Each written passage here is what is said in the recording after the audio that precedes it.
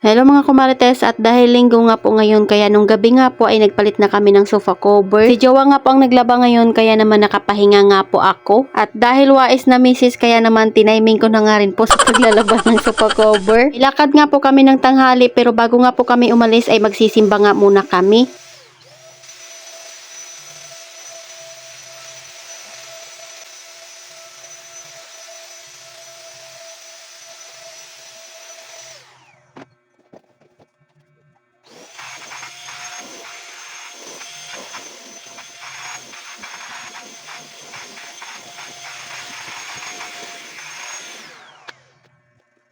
Kaya naman nga po yung tindahan namin ay sarado nga muna ngayong linggo. Importante talaga kumarites na makapagsimba tayo para naman magpasalamat nga tayo sa mga blessing na natanggap natin. At sa mga pagsubok na lagi nating nalalagpasan. Para mabilis nga po ako matapos sa pagkakabit nito kaya naman magpapatulong na nga po ako kay Jowa. Nakatapos na nga rin po siya sa paglalaba at nakatapos na nga rin po akong magsampay. Pero anong oras na nga po ito kumarites at madaling araw na nga po ito. Nabawasan nga po yung isipin ko dahil ang dami nga po ng labahin namin. Isang linggo nga rin po yun kumarites kaya naman hindi ko na nga alam kung paano mag-uumpisa. Kaya nung naligo nga po si Jowa, nagulat ako ay naglalaban na nga po siya ng mga damit. Pag siya nga po ang naglalaba kumarites, ako nga po ang naghahanger at nagtutupi. Nakatulog din naman ako kaya naman meron nga po akong lakas dito na maglinis. Noong nakarang araw nga po ay doon ako sa higaan namin naglinis. Nabukasan naman ay doon sa kusina. Ngayon naman nga po ay dito sa sofa. Di naman kailangan na lahat nga po ng linisin ay kailangan tapusin natin. Kailangan lang natin mag-umpisa sa iba't ibang sulok ng bahay para kahit papaano nga po araw-araw ay meron tayong natatapos at nalilinis. O diba, ayan, at nahihirapan pa nga kami ni Jowa maglagay ng cover dyan.